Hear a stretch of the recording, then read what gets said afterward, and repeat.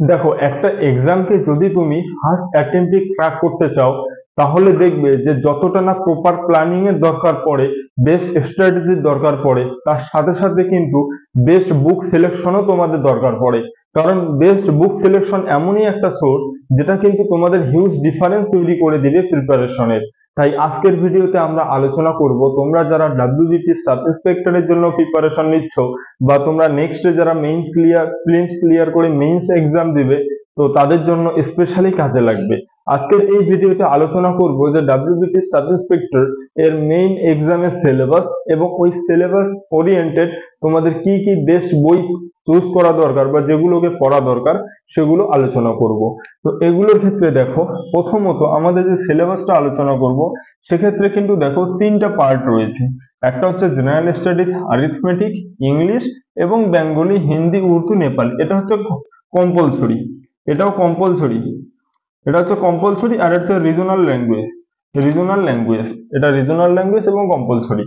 তো general studies এবং arithmetic দেখো তোমাদের 100 নাম্বারের মধ্যে কিন্তু হবে। তোমাদের এই যে এই দুটো মিলে, স্টাডিজ মিলে এবং অ্যারিথমেটিক মিলে তোমাদের 100 নাম্বার। ইংলিশ দেখো, ইংলিশের ক্ষেত্রে কিন্তু তোমাদের 50 নম্বর থাকবে। কি আসবে? সেটাতে আসবে তোমাদের গ্রামার, এসে রাইটিং এবং প্রেসিজ রাইটিং, এটা আসবে তোমাদের ইংলিশের ক্ষেত্রে। আর যেটা মানে রিজনাল ল্যাঙ্গুয়েজ, যে ল্যাঙ্গুয়েজে তোমরা দিবে সেটা হচ্ছে বেঙ্গলি, হিন্দি, উর্দু, নেপালি। এই চারটার মধ্যে তোমাকে কিন্তু যে কোনো একটা চুজ করতে হবে। তো সেক্ষেত্রে তোমাদের 50 মার্কস থাকবে। তার উপরেই কিন্তু সেম ওয়েতে গ্রামার, এসে এবং প্রেসিজ রাইটিং থাকবে, সেটা হচ্ছে বাংলাতে। জেনারেল স্টাডিজ এর ক্ষেত্রে দেখবো যে জেনারেল স্টাডিজ এবং অ্যারিথমেটিক এর যে রয়েছে তার উপর তোমাকে কি কি বই ভালোভাবে ফলো করতে হবে। তো সেটার ক্ষেত্রে যদি দেখো, জেনারেল স্টাডিজ এর ক্ষেত্রে প্রথম বই যেটা তোমরা সিলেকশন করতে পারো, general knowledge made easy, Kartik Chandra মন্ডলের লেখা। এই বইটা তোমাদের কিন্তু প্রিলিমসেও কাজে লাগবে। তোমরা যারা সাব ইন্সপেক্টর প্রিলিমস দিবে তোমাদের জন্য কিন্তু সেটা কাজে লাগবে।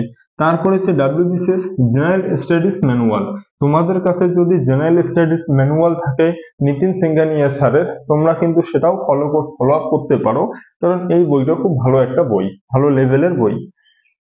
তো এই গেল আমাদের জেনারেল স্টাডিজ নিয়ে।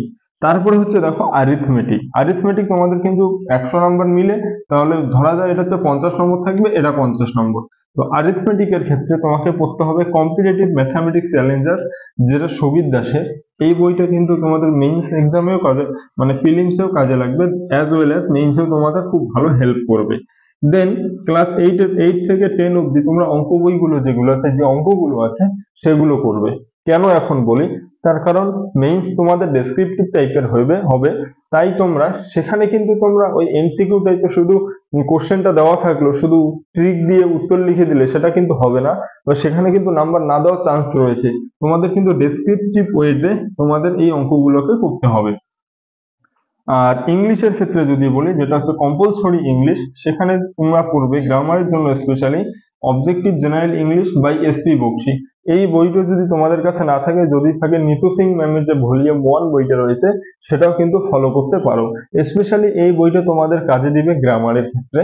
আর তোমরা যদি এসে রাইটিং প্রেসিজের ক্ষেত্রে দেখো, তাহলে 9-10 লেভেলের যে গ্রামার বইগুলো রয়েছে সেগুলো ফলো করবে, সেগুলো করলেই এনাফ।